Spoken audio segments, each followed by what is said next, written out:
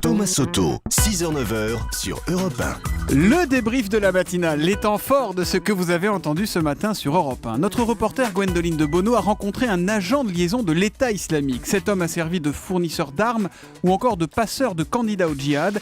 Extrait de ce témoignage exceptionnel, c'était à 8h tout à l'heure sur Europe 1. Lorsque vous lui parlez des Français, Abouleï sourit. Il aurait plutôt tendance à les mépriser. Je me souviens d'un Français qui s'appelait Franck, près d'Alep. Il parlait quelques mots d'arabe appris dans le Coran. Vous savez, dans l'État islamique, quelqu'un qui ne parle pas bien arabe, il ne peut pas avoir de responsabilité. Les Français, ils viennent ici pour tuer et être tués, un point c'est tout.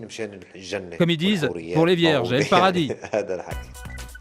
Reportage très efficace pour montrer le vrai visage de cette organisation. C'est le témoignage que nous laisse Sylviane sur europe1.fr.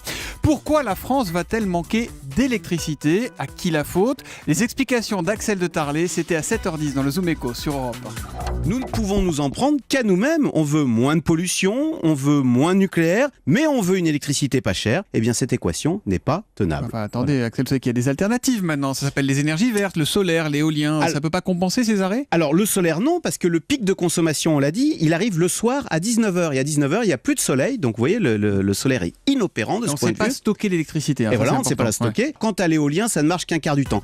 Axel de Tarlet, il a failli sortir Federer à l'US Open la semaine dernière. Il s'apprête à enflammer Roland Garros ce week-end en demi-finale de la Coupe Davis. Gaël Monfils était mon invité à 7h45 pour l'interview Vérité d'Europe 1. J'arrive pas à comprendre comment une personne peut concevoir que je vais aller sur un terrain juste pour m'amuser. Ma façon fait que je suis un peu plus relax que beaucoup de personnes, mais avant tout, je pense à gagner, quoi. Mais est-ce que pour vous, comme pour certains joueurs, une défaite est quelque chose de dramatique, de tragique? Ou est-ce que vous relativisez tout ça finalement? Pas forcément. Après, je vais pas vous mentir que la dernière défaite, ça me reste vraiment en mémoire. C'est quelque chose de pas facile d'être dans un grand chelem, quart de finale, 2 balles de match. Intérieurement, je peux vous dire que ça fait mal.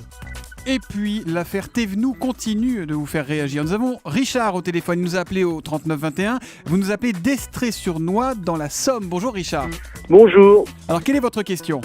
Alors ma question est un peu inspirée de l'affaire Thévenoud. Je voudrais savoir si un secrétaire d'État ou un ministre qui a exercé que quelques jours bénéficie toujours et pendant combien de temps de son salaire de ministre ou davantage en matière de retraite. Eh bien, c'est Alexandre Cara qui va vous répondre, le chef du service politique d'Europe 1. Alors Alexandre. Écoutez Richard, théoriquement, oui. Aucune condition de longévité n'est assortie à l'indemnité de fin de fonction que peuvent percevoir les ministres après avoir quitté leur poste.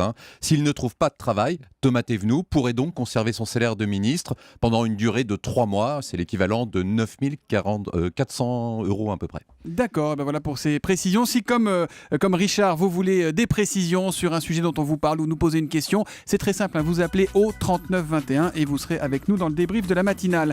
A noter que les casseroles s'accumulent pour Thomas Thévenoud. On vient de l'apprendre il y a quelques minutes, il ne payait pas non plus ses horaires de kiné. Vous entendrez dans le journal de 9h le témoignage de ce kinésithérapeute qui a dû lui envoyer un huissier.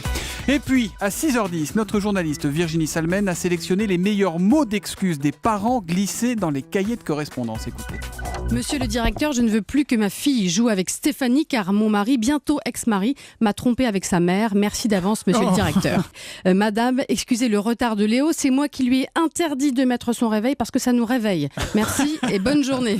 Madame, vous voulez que j'achète la photo de classe de ma fille? Non mais vous avez vu la tête des autres? Alors c'est non merci cordialement. Et tous ces mots sont authentiques.